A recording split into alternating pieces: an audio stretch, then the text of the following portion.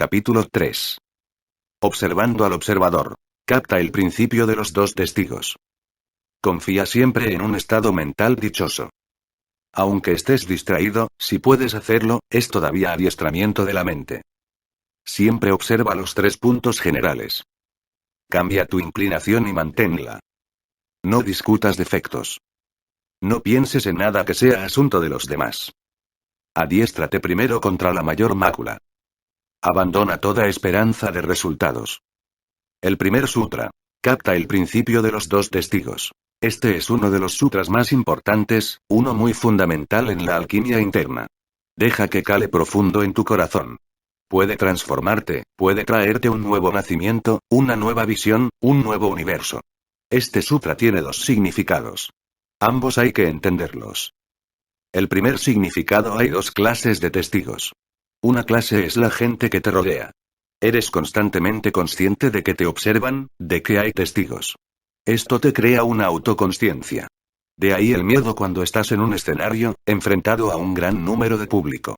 Ese miedo lo sienten los actores, lo sienten los poetas, lo sienten los oradores. Y no solo los principiantes, sino incluso aquellos que han consumido toda su vida actuando. Cuando suben al estrado les surge un gran temblor, un gran miedo, ¿saldrán airosos del trance o no? Con tantos ojos observándote, quedas reducido a un objeto. Ya no eres una subjetividad, te has convertido en una cosa. Y tienes miedo porque puede que no te aprecien. Puede que no alimenten tu ego, puede que no les gustes, puede que te rechacen. Ahora estás en sus manos. Quedas reducido a esclavo dependiente. Ahora tienes que actuar de tal manera que obtengas su aprecio. Tienes que reforzar sus egos con la esperanza de que ellos en respuesta refuercen el tuyo. Cuando estás con amigos no tienes tanto miedo. Los conoces, son predecibles, ellos confían en ti y tú confías en ellos. Pero cuando te enfrentas a un público anónimo, surge un miedo mayor. Todo tu ser empieza a temblar, tu ego entero está en juego. Puedes fracasar. ¿Quién sabe? El éxito no está garantizado.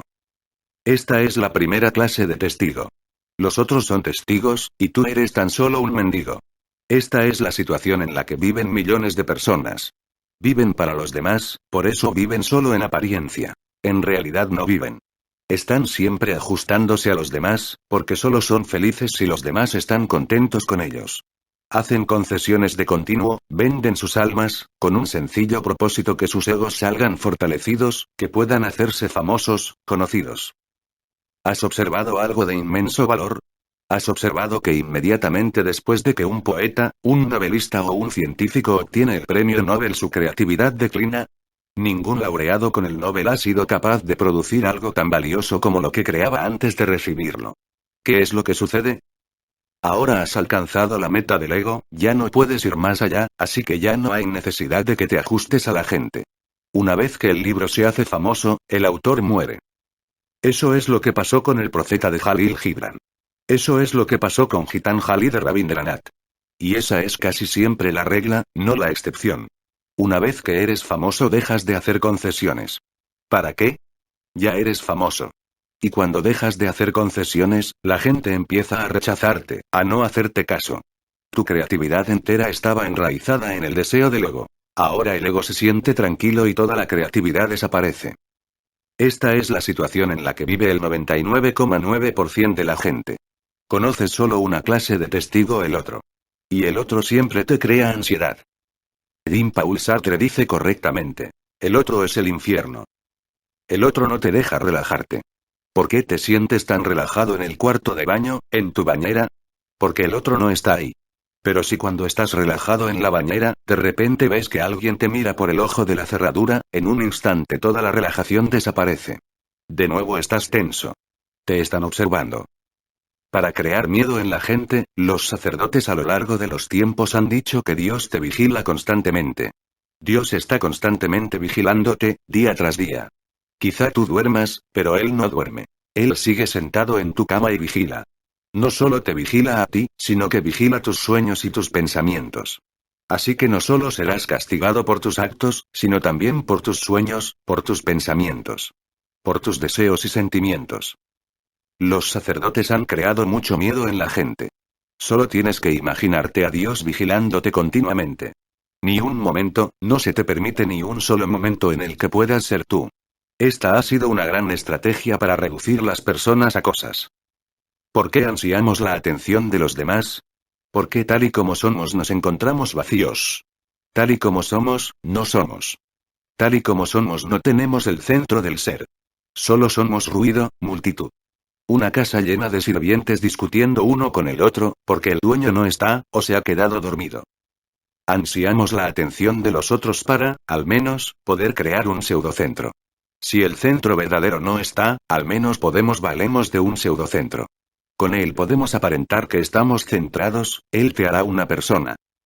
No eres un individuo.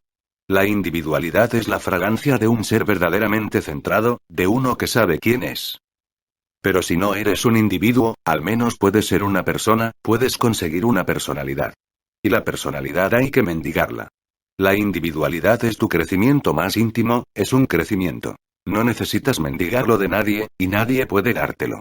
La individualidad es tu desarrollo. Pero la personalidad se puede mendigar, la gente puede dártela. De hecho, solo los otros pueden dártela. Si te encuentras solo en el bosque no tendrás ninguna personalidad, recuerda. Tendrás individualidad pero ninguna personalidad en absoluto. Si te encuentras solo en el Himalaya, ¿quién eres tú? ¿Un santo o un pecador? No hay nadie para apreciarte o para condenarte, no hay nadie para hacerte famoso, notorio. No hay nadie excepto tú mismo. En tu soledad total, ¿quién eres? ¿Un santo o un pecador? ¿Una persona muy importante, un VIP? ¿O simplemente un don nadie? No eres ninguna de las dos cosas. No eres ni una persona muy importante, ni un don nadie, porque para ser cualquiera de las dos cosas se necesita al otro. Se necesitan los ojos del otro para reflejar tu personalidad. Tú no eres una cosa ni la otra. Tú eres, pero tú eres en tu realidad. A ti no te crean los otros. Eres como eres, en tu completa desnudez, en tu autenticidad. Esta es una de las razones por las que mucha gente pensó que es sabio escapar de la sociedad. En realidad no era escapar de la sociedad, en realidad no era contra la sociedad, era solamente un esfuerzo de renuncia a la personalidad. Buda dejó su palacio. Buda no es un cobarde ni tampoco un escapista, así que ¿por qué deja el palacio? Rabindranath ha escrito un hermoso poema sobre ello. Durante 12 años Buda vagó por los bosques, haciendo diferentes prácticas y meditando. Y al final llegó el día del regocijo supremo, se iluminó. Naturalmente, lo primero que recordó fue que tenía que volver a palacio para comunicar la buena noticia a la mujer que había amado, al hijo que había dejado atrás y al anciano padre que todavía esperaba que volviera. Estas son cosas tan humanas que se llevan en el corazón. Después de 12 años Buda regresó. Su padre estaba enojado, como cualquier padre lo estaría. No pudo ver quién era Buda, no pudo ver aquello en lo que Buda se había convertido, no pudo ver su individualidad, que era tan patente y tan clara. El mundo entero se daba cuenta de ello, pero su padre no podía verlo. Su padre le recordaba con la personalidad. Y esa personalidad ya no estaba ahí. Buda había renunciado a ella el día en que dejó el palacio. De hecho, Buda tuvo que dejar el palacio precisamente para renunciar a su personalidad. Quería conocerse a sí mismo tal y como era. No estaba interesado en saber lo que los otros pensaban de él. Pero su padre le miraba ahora a la cara con los ojos de hace 12 años. Y le dijo: soy tu padre, aunque me hayas hecho mucho daño, aunque me hayas herido profundamente, te quiero. Soy un anciano y estos 12 años han sido una tortura. Tú eres mi único hijo, y he intentado seguir vivo hasta que regresaras. Ahora estás aquí, toma el cargo de palacio, sé el rey. Ahora déjame descansar. Ha llegado el momento de que descanse. Has cometido un pecado contra mí, casi me has asesinado, pero te perdono y te abro las puertas. Buda se rió y dijo: padre, date cuenta con quién estás hablando. El hombre que dejó el palacio ya no está aquí. Murió hace mucho tiempo. Yo soy otra persona. Mírame. Y su padre se enojó todavía más. Dijo: ¿quieres engañarme? ¿Es que no te conozco? Te conozco mejor de lo que tú te puedas conocer. Soy tu padre, te he traído al mundo. En tu sangre circula mi sangre y no te voy a conocer. Buda dijo: aún así, padre, por favor. Ciertamente me has traído al mundo. He venido por medio de ti, es verdad, pero tú has sido tan solo un vehículo. Y solo porque alguien haya venido montado en un caballo no significa que el caballo conozca al jinete. He pasado por las puertas de tu cuerpo, pero eso no significa que me conozcas. De hecho, hace 12 años, ni siquiera yo sabía quién era. Ahora lo sé. Mírame a los ojos. Por favor, olvida el pasado, estate aquí y ahora. Pero el padre era incapaz. Con sus viejos ojos, llenos de lágrimas de ira y de alegría, no podía ver lo que le había sucedido a Buda. ¿Qué tonterías está diciendo? ¿Que ha muerto y que ha renacido? ¿Que es una individualidad totalmente diferente? ¿Que ya no es la personalidad? ¿Que es una individualidad? En los diccionarios, personalidad e individualidad son sinónimos. En la vida no lo son. La personalidad es falsa, una simulación, una fachada. La individualidad es tu verdad. ¿Para qué queremos que un gran número de personas nos preste atención? ¿Para qué ansiamos eso? Para crear la personalidad. Y cuanto más personalidad crees en torno a ti, menor es la posibilidad de conocer tu individualidad. Y cuando Buda fue a ver a su mujer, ella estaba todavía más enojada. Su mujer le hizo solo una pregunta muy importante. Dijo: solo tengo una pregunta que hacerte. He esperado durante todos estos años y solo quiero hacerte una pregunta. La pregunta es simple, pero sé sincero. Ella todavía piensa que Buda puede ser insincero. Sé sincero, di la verdad y respóndeme tan solo a una cosa. ¿Lo que hayas alcanzado en el bosque no hubiera sido posible alcanzarlo aquí, en palacio? ¿Solo se encuentra de Dios en el bosque y no aquí donde está la gente? Su pregunta es de tremenda importancia. Buda dijo: sí, la verdad está tanto aquí como allí. Pero hubiera sido muy difícil para mí llegar a conocerla aquí, porque me encontraba perdido en la personalidad. La personalidad de un príncipe, la personalidad de un marido, la personalidad de un padre, la personalidad de un hijo. La personalidad era algo desbordante. En realidad no fue el palacio lo que abandoné, solo estaba dejando atrás mi personalidad, para que no hubiera nadie que me recordara quién era yo. Para poder responder a la pregunta ¿quién soy yo? Por mí mismo. Quería confrontarme conmigo mismo. No estaba interesado en las respuestas de los demás. Pero todo el mundo está interesado en las respuestas de los demás. ¿Cuánto te gusta el que alguien te diga: eres muy hermoso? Sarvesh le decía a Mukta: me siento un poco perdido. Por supuesto. Sarvesh es uno de los mejores ventrílocuos que ha dado el mundo.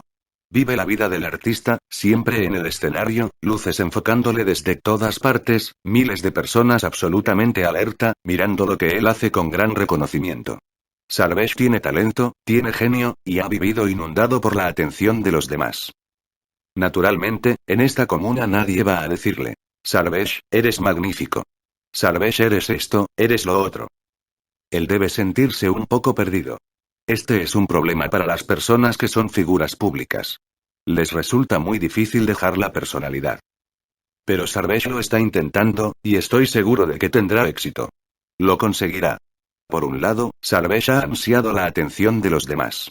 Por otro, tarde o temprano uno se cansa de eso también, porque se trata de comida artificial. Quizá tenga buen sabor, quizá tenga un agradable aroma, pero no nutre, no te da vitalidad. La personalidad es una obra modelo. Puede engañar a los demás, pero no puede engañarte a ti, al menos no por mucho tiempo. Por eso Sarvesh ha venido aquí, cansado, exhausto de toda esa atención. Pero los viejos hábitos persisten un poco más. Tarde o temprano empezará a sentirse bien, tarde o temprano empezará a disfrutar de su individualidad. Y el día en que disfrutas de tu individualidad, eres libre. Libre de tu dependencia de los demás. Si les pides su atención tienes que corresponderles pagando por ello. Es una dependencia. Cuanta más atención pides a la gente, más te conviertes en una cosa, en un bien en el mercado que se puede comprar y vender. Eso es lo que les sucede a todas las figuras públicas, a los políticos, a la gente del espectáculo. Esta es una clase de testigo. Quieres que te dirijan atención.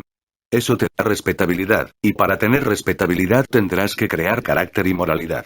Pero todo ese carácter y toda esa moralidad es solo hipocresía. Lo creas con un motivo el que los otros sientan atracción por ti. Si quieres respetabilidad tendrás que ser un conformista. Tendrás que ser obediente con la sociedad y sus demandas. Tendrás que vivir de acuerdo a los falsos valores, porque la sociedad está formada por gente profundamente dormida. Sus valores no pueden ser verdaderos. Sí, una cosa es posible: puedes convertirte en un santo. Eso es lo que han hecho miles de personas a las que respetas, lo han sacrificado todo en el altar de la respetabilidad. Se han torturado, se han comportado de manera suicida, pero han ganado algo, se han convertido en santos. La gente les adora. Si lo que quieres es esa clase de adoración, respetabilidad, santidad, entonces te volverás más y más falso, más y más pseudo, más y más de plástico. Nunca serás una rosa de verdad. Y esa es la mayor calamidad que le pueda suceder a un hombre, ser una rosa de plástico, no ser una rosa de verdad. La segunda clase de testigo es totalmente diferente, justo su polo opuesto. No ansías la atención de los otros. Al contrario, empiezas a prestarte atención a ti mismo. Te conviertes en testigo de tu propio ser. Empiezas a observar tus pensamientos, deseos, sueños, motivaciones, avaricias y envidias. Creas una nueva clase de conciencia dentro de ti. Te conviertes en un centro silencioso que observa todo lo que sucede. Aparece en ti la ira, y la observas. No estás tan solo enojado, sino que a dicho fenómeno le introduces un nuevo elemento, lo estás observando. Y el milagro es que si observas la ira, esta desaparece sin que sea reprimida. La primera clase de santo tendrá que reprimirla. Tendrá que reprimir su sexualidad, tendrá que reprimir su avaricia. Y cuanto más reprimes algo, más profundo va en tu inconsciente. Se vuelve parte de tus cimientos y empieza a afectar tu vida desde ahí. Es como una herida supurante. Pero la has tapado. Simplemente por taparla no recobras la salud, la herida no se cura. En realidad, cubriéndola estás haciendo que crezca más y más. Tus santos apestan. Apestan a toda clase de represiones. La segunda clase de testigo crea un tipo de persona completamente diferente. Crea al sabio. El sabio es aquel que sabe quién es. No por medio de los demás. El sabio es aquel que vive la vida de acuerdo a su propia naturaleza, no de acuerdo a los valores de los demás. El sabio tiene su propia visión y el coraje de vivirla. El sabio es rebelde. El santo es obediente, ortodoxo, convencional, tradicional, conformista. El sabio es inconformista, no es tradicional, no es convencional, es rebelde. La rebelión es el sabor mismo de su ser. Él no depende de los demás. Él sabe qué es la libertad, y sabe del júbilo de la libertad. Al santo le seguirá una gran multitud. El sabio tendrá solo la poca gente escogida que sea capaz de entenderle. Al sabio no le comprenderán las masas. El santo será adorado. El sabio será condenado por las masas, quizá incluso asesinado. Jesús es crucificado y el Papa es adorado. Jesús es sabio y el Papa es santo. El santo tiene carácter y el sabio tiene consciencia. Y entre estas dos cosas hay una tremenda diferencia. Son tan diferentes como el cielo y la tierra. El carácter se impone por algún motivo ulterior, ganar respetabilidad en este mundo y tener más y más placeres celestiales. La consciencia no tiene futuro, no tiene motivación, es un gozo por sí misma. No es un medio para algún fin. Es un fin en sí misma. Estar con un santo es estar con un imitador. Estar con un sabio es estar con algo verdadero y auténtico. Estar con un santo es estar con un profesor, como mucho. Estar con un sabio es estar con un maestro. Estos son los dos testigos. Atisa dice: capta el principio de los dos testigos. Evita el primero y lánzate al segundo. Este sutra tiene también otro significado. El otro significado es: primero sé testigo de los objetos de la mente. Este es un significado más elevado que el anterior. Sé el testigo de los objetos de la mente. Patanjali lo llama dhyana, meditación. De la misma palabra viene Zen y Chan. Sé testigo de los objetos, sé testigo de los contenidos de la mente. Observa todo lo que pase ante ti. Sin evaluación, sin juzgar ni condenar. No estés a favor ni en contra. Y de forma se creará dhyana, meditación. Y en segundo lugar, sé testigo del testigo mismo. Y se creará samadhi, se creará satori, se creará el éxtasis último. Lo primero conduce a lo segundo. Empieza observando tus pensamientos, pero no te quedes ahí. Cuando los pensamientos hayan desaparecido, no pienses que has llegado. Hay que hacer una cosa más, hay que dar un paso más. Ahora observa al observador. Ahora sé testigo del testigo. Nada queda, solo tú eres. Vuélvete de pronto consciente de la consciencia misma, y dhyana se transformará en samadhi. Observando la mente desaparece. Observando al testigo, el testigo se expande y se vuelve universal. El primer paso es un paso negativo, para liberarse de la mente. El segundo es un paso positivo, para enraizarse en la consciencia última. Llámalo Dios, o Nirvana, o lo que desees. El segundo sutra. Confía siempre en un estado mental dichoso. Si eres infeliz, eso significa sencillamente que has aprendido trucos para ser infeliz y nada más. La infelicidad depende del estado de tu mente. Hay personas que son infelices en todo tipo de situaciones. Tienen una cierta cualidad en su mente, que lo transforma todo en infelicidad. Si les hablas acerca de la belleza de la rosa, inmediatamente empiezan a contar las espinas. Si les dices, ¡qué mañana tan hermosa! ¡Qué día tan soleado! Te mirarán como sorprendidos por lo que has dicho. Te dirán, bueno, ¿y qué? Un día entre dos noches oscuras. ¿Se trata solo de un día entre dos noches oscuras? ¿Dónde está la maravilla? ¿Por qué estás tan entusiasmado? Lo mismo puede mirarse desde una referencia positiva. Entonces de repente cada noche está rodeada de 2 días. Y de repente, resulta un milagro el que la rosa sea posible, el que una flor tan delicada sea posible entre tantas espinas. Todo es lo mismo. Todo depende de la clase de estado mental que lleves en la cabeza. Millones de gente llevan cruces. Naturalmente, obviamente, están agobiados. Su vida es una pesadez. Su estado mental es tal, que inmediatamente quedan enfocados en todo lo que sea negativo. Magnifican lo negativo. Miran la vida de una manera mórbida, patológica. Pero siguen pensando. ¿Qué podemos hacer? El mundo es así. No, el mundo no es así. El mundo es absolutamente neutro. Tiene espinas, tiene rosas, tiene noches y tiene días. El mundo es absolutamente neutro, equilibrado. Lo tiene todo. Depende de ti, de lo que escojas.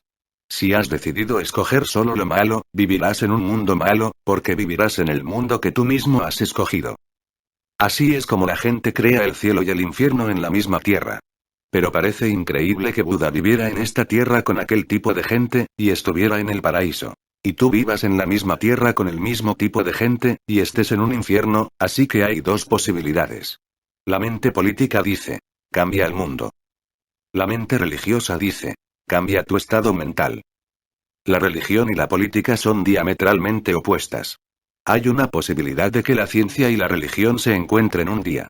Tarde o temprano, la ciencia y la religión se van a encontrar, porque su enfoque es muy similar. Quizá la dirección sea diferente, la ciencia busca en lo externo, y la religión en lo interno. Pero la búsqueda, la cualidad de la búsqueda, es la misma. El espíritu de la búsqueda es el mismo. Aunque no veo ninguna posibilidad de que la política y la religión se encuentren. La política piensa siempre que el mundo está mal. Cambia la sociedad, la economía, la estructura, esto y lo otro, y todo estará bien. Y la religión dice el mundo siempre ha sido el mismo y lo seguirá siendo. Solo puedes cambiar una cosa: el contexto de tu mente, la condición de tu mente. Confía siempre en un estado mental dichoso. Deja que esto se convierta en una de las leyes fundamentales de tu vida. Incluso si te tropiezas con lo negativo, encuentra algo positivo en ello. Siempre serás capaz de encontrar algo. Y el día en que aprendas el arte de encontrar lo positivo en lo negativo, danzarás de alegría. Inténtalo, prueba esta nueva forma de ver la vida. Piensa en términos optimistas, no seas pesimista. El pesimista crea el infierno a su alrededor y vive en él. Vives en el mundo que creas. Recuerda, no hay solamente un mundo. En el mundo hay tantos mundos como mentes. Yo vivo en mi mundo. Tú vives en tu mundo. Los mundos no solo son diferentes, sino que no coinciden ni tan siquiera parcialmente. Son absolutamente diferentes, existen en planos diferentes. Atisa hace regla fundamental para sus discípulos vivir en un estado mental dichoso. Entonces comienzas a transformar toda oportunidad en un desafío para el crecimiento. Por ejemplo, alguien te insulta, está tan claro que te han insultado, y ahora, ¿cómo vas a practicar un estado mental dichoso? Sí, se puede practicar. Insulta a un Buda y lo sabrás. A Gautama Buda le insultaron en una ocasión. Él pasaba por un pueblo, y la gente del lugar estaba muy en su contra. Les era imposible comprender lo que Buda estaba enseñando. Comparado con los Budas, el mundo entero es siempre muy primitivo, muy burdo, muy estúpido. La gente se juntó y le insultó a placer. Buda escuchó muy en silencio y después dijo: si habéis terminado, ¿puedo marcharme? ¿Por qué tengo que ir a otro pueblo y me deben estar esperando? Si no habéis acabado, cuando venga mañana, podéis volver y terminar el trabajo. Un hombre entre la multitud dijo: ¿no nos has oído? Te hemos estado insultando, injuriando. Hemos usado todo tipo de palabras groseras, todo lo que nos ha venido a la cabeza. Buda se rió. Dijo. Habéis llegado un poco tarde. Teníais que haber venido 10 años antes. Entonces yo estaba en el mismo estado mental que estáis vosotros. Entonces os hubiera contestado, y os hubiera contestado bien. Pero ahora esto es para mí una oportunidad de ser compasivo, de ser meditativo. Os estoy agradecido por concederme esta oportunidad. Esto es una prueba. Una prueba para ver si tengo oculto algo negativo en algún lugar de mi mente inconsciente. Y, queridos amigos, me alegra poder deciros que ni tan siquiera una sombra de lo negativo ha pasado por mi mente. He seguido siendo absolutamente dichoso. No me habéis afectado en absoluto. Me alegro tremendamente de que me hayáis brindado esta extraordinaria oportunidad. Muy poca gente es tan complaciente como vosotros. Así es como uno debería usar las situaciones, así es como un sannyasin debería usar las oportunidades negativas para el crecimiento interno, para la comprensión interna, para la meditación, para el amor, para la compasión. Y una vez que has aprendido este estado dichoso de la mente, esta forma de ver la vida positivamente, te sorprenderás de que toda la existencia empieza a funcionar de una forma totalmente diferente. La existencia empieza a cuidarte como lo hace una madre. Empieza a ayudarte de todas las maneras posibles. La existencia se convierte en gran amiga. Y conocer esto es conocer a Dios. Conocer esto que la existencia te cuida como una madre, es conocer a Dios. No existe otro Dios. Solo este sentimiento, este tremendo sentimiento, este sentimiento penetrante de que la existencia te ama, te protege, te ayuda y vierte innumerables bendiciones sobre ti. El sentimiento de que la existencia muestra su gracia para contigo, de que no te encuentras separado, de que no eres un extraño, de que esta es tu casa. El sentir que esta existencia es mi casa es conocer a Dios. El tercer sutra. Aunque estés distraído, si puedes hacerlo, eso es todavía adiestramiento de la mente. Sí. Algunas veces estarás distraído. Todavía no sois todos Budas. Habrá veces en las que estéis distraídos, habrá veces en las que te veas arrastrado por lo negativo, aspirado por los viejos hábitos. Y cuando quieras darte cuenta, ya habrá sucedido, eres infeliz. La sombra ha caído sobre ti, la cima soleada ha desaparecido, has caído en el oscuro valle. Entonces, ¿qué hacer en esos momentos? Atisa dice. Aunque estés distraído, si puedes hacerlo, eso es todavía adiestramiento de la mente. ¿Qué quiere decir Atisa con si puedes hacerlo? Esto es de gran importancia. Si puedes estar atento a esa falta de atención. Si puedes ser consciente de que has caído en la trampa de lo negativo, eso es todavía meditación, eso es todavía adiestramiento de la mente, todavía estás creciendo. Sí, muchas veces caerás, es natural. Y muchas veces te olvidarás, es natural. Y muchas veces estarás atrapado y te llevará tiempo el recordar. Pero en el momento en que te acuerdes, recuerda totalmente. Despierta totalmente y di, he caído. Y ve la diferencia. Si preguntas al tipo normal de persona religiosa te dirá, arrepiéntete, castígate. Pero Atisa dice si estás atento, eso es suficiente. Estate atento a tu falta de atención. Sé consciente de que no has sido consciente, eso es todo. No se necesita ningún arrepentimiento. No te sientas culpable. Olvidarse es natural, olvidarse es humano. No tienes por qué sentirte culpable, aunque hayas caído muchas veces. El cometer errores, el extraviarse, es parte de nuestra fragilidad humana y sus limitaciones. Así que no hay necesidad de arrepentirse. El arrepentimiento es algo feo. Es como jugar con tu herida, es meter el dedo en tu llaga. No hay necesidad de hacerlo, y no solo no hay necesidad de hacerlo, sino que el hacerlo es dañino, la herida puede infectarse. Y el meter el dedo en la llaga tampoco ayudará a la curación. Si has caído, simplemente sabe que has caído, sin culpa, sin arrepentimiento. No hay necesidad de ir a ninguna parte a confesarlo. El saberlo es suficiente. Y al saberlo, estás ayudando a tu conciencia a crecer. Caerás cada vez menos, porque ese saber se hará cada vez más fuerte en ti. El cuarto sutra. Siempre observa los 3 puntos generales. ¿Cuáles son estos 3 puntos generales? El primero es regularidad en la meditación. Recuerda, es muy difícil crear la meditación, es muy fácil perderla. Crear cualquier cosa que sea superior cuesta un esfuerzo arduo, pero lo creado puede desaparecer en un momento. Perder contacto con la meditación es muy fácil. Esa es una de las cualidades de lo superior. Es como cuidar del crecimiento de una flor, un viento un poco fuerte y la rosa se marchita, y los pétalos se caen. O entra algún animal en el jardín y se la come. La meditación se pierde muy fácilmente y fue un camino tan largo el crearla. Y cuando haya un conflicto entre lo superior y lo inferior, recuérdalo siempre, lo inferior gana fácilmente. Si provocas un choque entre la rosa y la roca es la que va a morir, no la roca. La roca puede que ni siquiera se dé cuenta de que ha habido un choque. Todo tu pasado está lleno de rocas, y cuando empiezas a cultivar dentro de ti la rosa de la conciencia hay 1001 posibilidades de que tus antiguas rocas la destrocen hábitos mecánicos. Tendrás que estar muy alerta, tendrás que ser muy cuidadoso. Tendrás que andar como una mujer embarazada. Por eso el hombre de conciencia anda cuidadosamente, vive cuidadosamente. Y esto tiene que ser un fenómeno regular. No se trata de meditar un día un poco, después por unos días olvidarse de ello, y después otro día volver a meditar. La meditación tiene que ser tan regular como el sueño, como el alimento, como el ejercicio, como el respirar. Solo entonces la gloria infinita de Dios te abrirá sus puertas. Así que el primer punto general es ser regular. El segundo punto general es no desperdicies tu tiempo con lo que no sea esencial. No pierdas el tiempo. Millones de personas desperdician el tiempo con cosas que no son esenciales, y la ironía es que saben que no son esenciales. Pero dicen, ¿qué otra cosa vamos a hacer? No tienen conciencia de nada más significativo. La gente juega a las cartas, y si les preguntas que qué están haciendo, dicen que están matando el tiempo. ¿Matando el tiempo? El tiempo es vida. Así que estás matando la vida. Y el tiempo que estás matando ya no lo puedes recuperar. Una vez que se ha ido para siempre.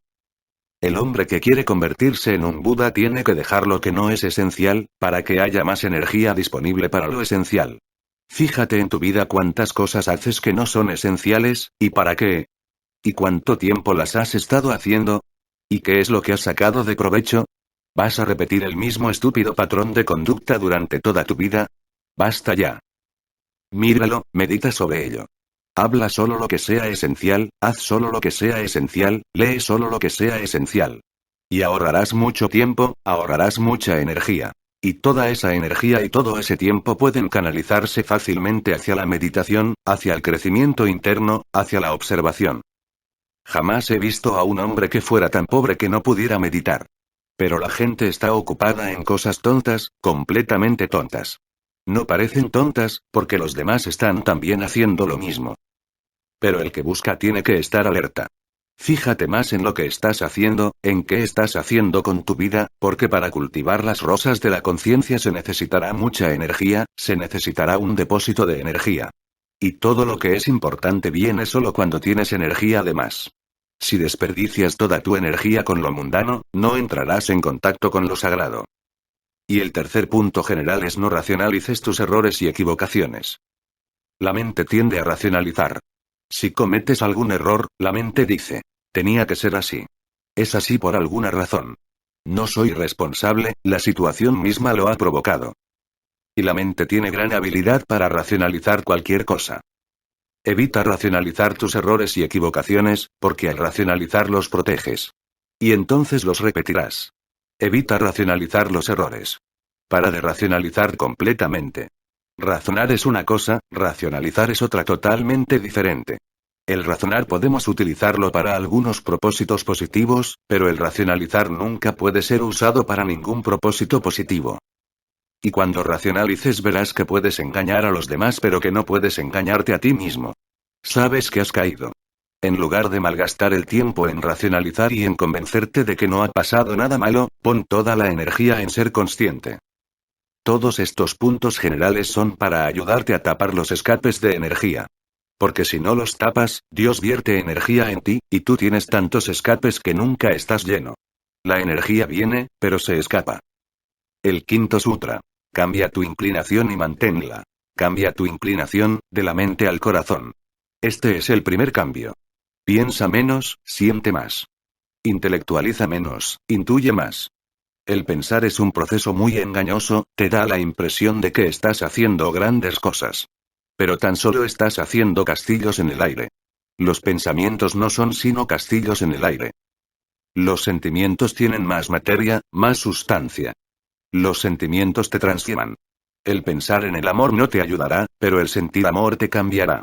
El pensar es algo muy querido por el ego, porque el ego se nutre de ficciones. El ego no puede digerir ninguna realidad. Y el pensar es un proceso ficticio.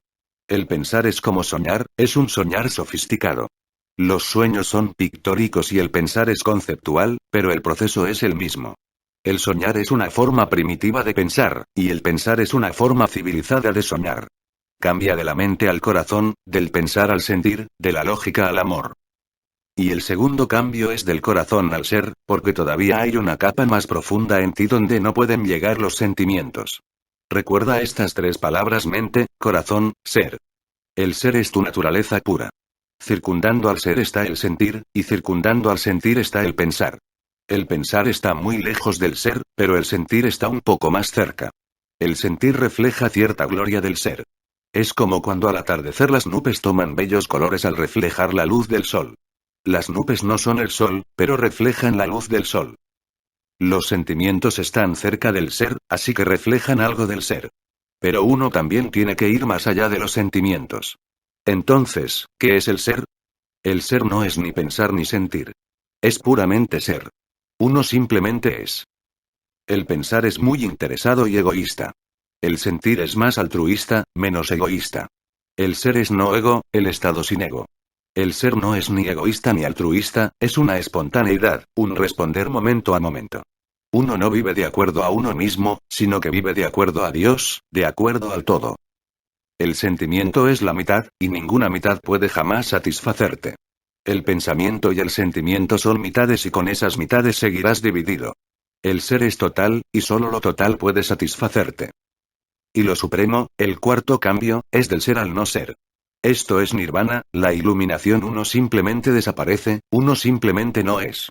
Dios es, la iluminación es. La luz es, el regocijo es, pero no hay nadie que se regocije. Neti neti, ni esto ni lo otro, ni la existencia ni la no existencia. Este es el estado último. Atisa poco a poco va llevando a sus discípulos hacia él. Déjame repetirlo: desde el pensar al sentir, desde el sentir al ser, desde el ser al no ser, y uno ha llegado. Uno ha desaparecido y uno ha llegado. Por primera vez, uno ya no es. Y por primera vez, uno verdaderamente es. El sexto sutra. No discutas defectos. La mente tiende a discutir los defectos de los demás. Eso ayuda al ego a sentirse bien. Todo el mundo es un gran pecador. Si todo el mundo es un gran pecador, comparativamente uno se siente como un santo. Si todo el mundo está haciendo el mal, uno se consuela con que, al menos yo no estoy haciendo tanto mal. Por eso la gente habla de los defectos de los demás, no solo hablan de ellos, sino que los magnifican. Por eso se disfruta tanto al murmurar. Cuando la murmuración pasa de uno a otro se enriquece. Y cuando venga de vuelta traerá algo añadido. Por la tarde, si llega a tus oídos el chisme que iniciaste por la mañana, te sorprenderás. Por la mañana era tan solo un montoncito de tierra, ahora es una montaña. La gente es muy creativa, verdaderamente creativa e inventiva. ¿Por qué la gente tiene tanto interés en murmurar sobre los demás, en encontrar faltas en los demás, en mirar a las imperfecciones y defectos de los demás? ¿Por qué la gente está constantemente intentando mirar por el ojo de la cerradura de los demás? La razón es: el hacerlo les ayuda a sentirse mejor con ellos mismos. Se vuelven fisgones, solo para sentirse bien. Yo soy mucho mejor. Hay un motivo, y el motivo no es ayudar a los demás. No es eso. Digan lo que digan y a pesar de lo que digan. La razón básica es: si los otros son muy feos, entonces yo soy hermoso. Siguen la ley de la relatividad de Albert Einstein. Me contaron que Mullah Nasruddin se encontraba en un hotel y recibió un telegrama: debía volver urgentemente a casa. Comenzó a darse prisa para no perder el tren y se dirigió a la calle disparado. Pero cuando llegó a la planta baja y miró a su equipaje se dio cuenta de que le faltaba el paraguas. Ahora tenía que subir de nuevo a la habitación. Cuando pudo llegar al 14º piso vio que su habitación ya había sido entregada a otras personas, una pareja de recién casados. Aunque Mullah tenía prisa y arriesgaba perder el tren si se demoraba, la tentación era grande. Miró por el ojo de la cerradura para ver qué estaba sucediendo dentro. Una pareja de recién casados. Ellos también tenían prisa, ya habían esperado demasiado. La ceremonia nupcial, la iglesia, los invitados y todo lo demás. Finalmente, habían conseguido liberarse de todo y de todos, y ahora estaban desnudos, tumbados en la cama, diciéndose cosas dulces. Él le estaba diciendo a ella: tienes unos ojos tan hermosos. Nunca he visto unos ojos tan bellos. ¿De quién son esos ojitos? Y ella le respondía: tuyos, tuyos y solo tuyos. Y así sucesivamente. Estas bellas manos, estos pechos hermosos, y esto y lo demás, allá la lista seguía y seguía. Y Muya se había olvidado completamente del tren y del taxi que le estaba esperando abajo. Pero de repente se acordó del paraguas. Y la lista estaba a punto de completarse, así que Muya dijo: espera. Cuando llegues al paraguas amarillo, ese es mío. La gente hace muchas cosas inconscientemente. Si se volvieran conscientes, dejarían de hacerlas.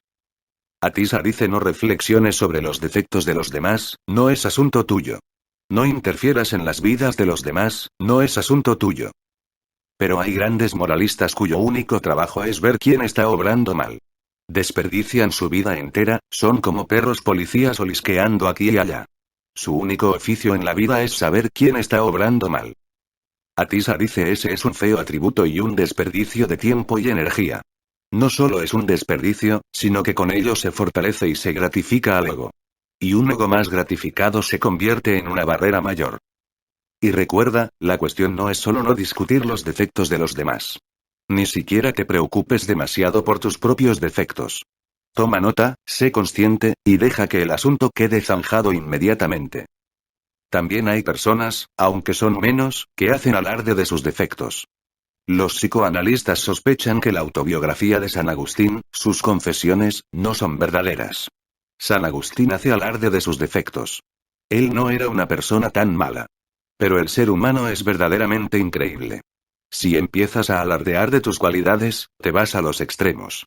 Si empiezas a alardear de los pecados, también te vas al extremo.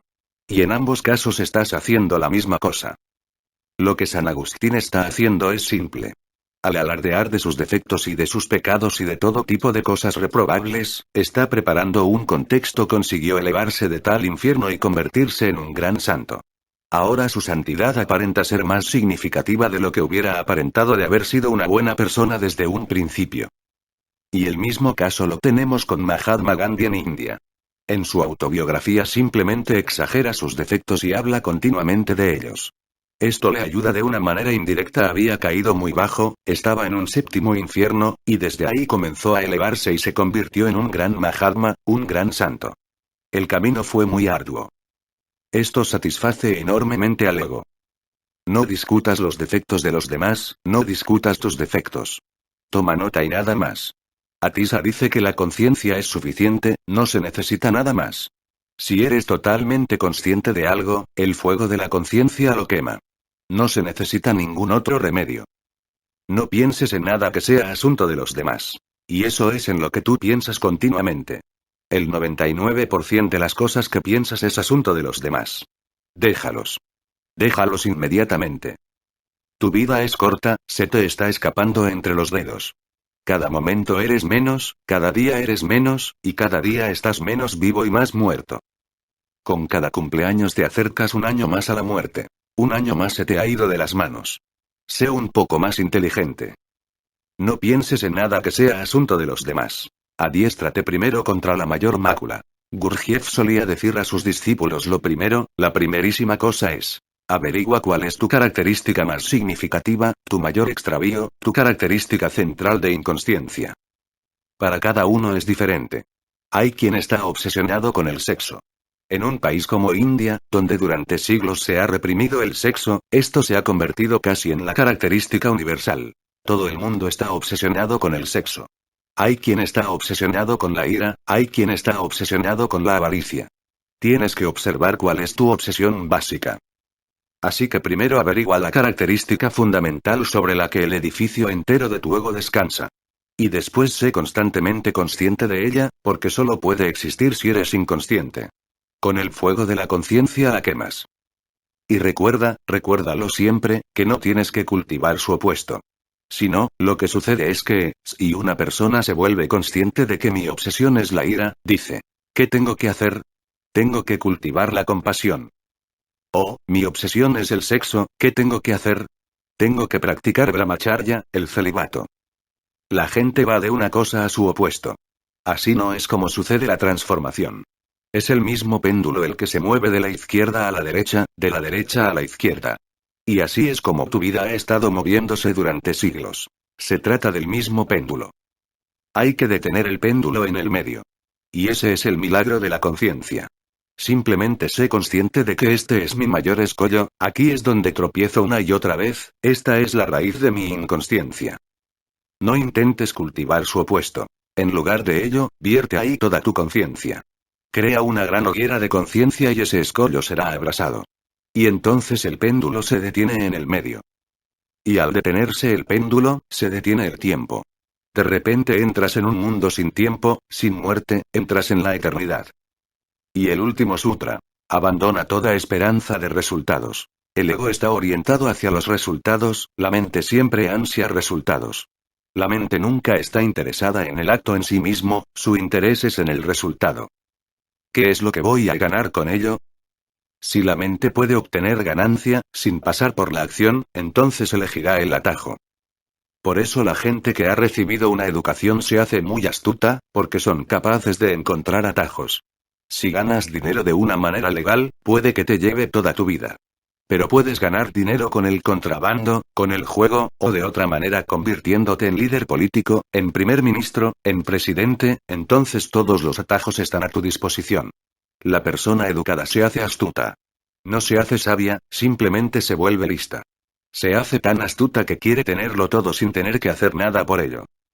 La mente, el ego, están orientados hacia los resultados. El ser no está orientado hacia los resultados. ¿Y cómo puede jamás el no ser estar orientado hacia los resultados? En primer lugar, no es. La meditación les sucede solo a aquellos que no están orientados hacia los resultados. Hay una antigua historia. Un hombre estaba muy interesado en conocerse a sí mismo, en iluminarse. Toda su vida había buscado un maestro que le enseñara la meditación. Había ido de maestro en maestro, pero no sucedía nada. Pasaron los años, y estaba ya cansado, exhausto. Entonces alguien le dijo, si de verdad quieres encontrar a un maestro tendrás que ir al Himalaya. Allí vive uno, en un parte incógnita. Tendrás que buscarle. Una cosa es cierta, el maestro se encuentra allí. Nadie sabe exactamente dónde, porque cuando alguien llega de dar con su paradero, él se adentra todavía más en las cordilleras himalayas. El hombre se estaba haciendo viejo, pero hizo acopio de valor. Durante 2 años trabajó para ganar el dinero del viaje y se puso en camino. Se trata de una vieja historia. Así que tuvo que viajar en camellos, en caballos y después seguir a pie hasta alcanzar el Himalaya. La gente le decía, sí, conocemos al anciano, es muy viejo. Uno no puede saber qué edad tiene, quizá 300 años, o incluso 500 años, nadie lo sabe. Vive por aquí, pero el sitio exacto no lo sabemos. Nadie sabe exactamente por dónde para, pero anda por aquí. Si buscas con empeño le encontrarás. El hombre buscó y buscó y buscó. Durante 2 años estuvo vagando por el Himalaya. Estaba cansado, exhausto, absolutamente exhausto. Viviendo solo de frutos salvajes, hojas y hierbas. Había perdido mucho peso. Pero estaba determinado a encontrar a ese hombre. Merecía la pena, aunque le costara la vida. ¿Y puedes imaginártelo? Un día vio una pequeña cabaña, una cabaña de paja. No tenía puerta. Miró dentro, pero allí no había nadie. Y no solo no había nadie, sino que todo indicaba que durante años no había habido nadie. Puedes hacerte una idea de lo que le pasó a aquel hombre. Cayó al suelo. De puro cansancio dijo, me rindo. Se encontraba allí, tumbado bajo el sol, con la fresca brisa del Himalaya. Y por primera vez, empezó a sentirse tan feliz. Nunca había sentido tal dicha. De repente se sintió lleno de luz. De repente todos los pensamientos desaparecieron, de repente se transportó. Y sin razón alguna, porque no había hecho nada. Y entonces se dio cuenta de que alguien se inclinaba hacia él. Abrió los ojos. Allí estaba. Un hombre muy anciano. Sonriendo, dijo. Así que has venido. ¿Tienes algo que preguntarme? Y el hombre contestó. No. Y el anciano se rió, dio grandes carcajadas que resonaron en el eco de los valles. ¿Sabes ahora qué es la meditación? Y el hombre dijo. Sí, ¿qué había sucedido? Aquella exclamación que salió del núcleo más interno de su ser. Me rindo. En ese rendirse, todos los esfuerzos mentales orientados a una meta desaparecieron, todas las tentativas desaparecieron. Y la dicha se vertió sobre él. Se quedó en silencio, ya no era nadie, y tocó el último estrato del no ser. Entonces supo lo que era la meditación. La meditación es un estado mental sin metas. Este último sutra es tremendamente significativo. Abandona toda esperanza de resultados. Y entonces no hay necesidad de ir a ninguna parte, Dios vendrá a ti. Exclama desde muy dentro. Me rindo. Y el silencio descenderá, la bendición te rociará. Estos sutras son solo para meditadores, medita sobre ellos. Atisa no es un filósofo, Atisa es un Siddha, un Buda. Lo que está diciendo no son especulaciones. Son instrucciones concretas dadas solo a aquellos que están dispuestos a viajar, a emprender un peregrinaje hacia lo desconocido. Por hoy es suficiente.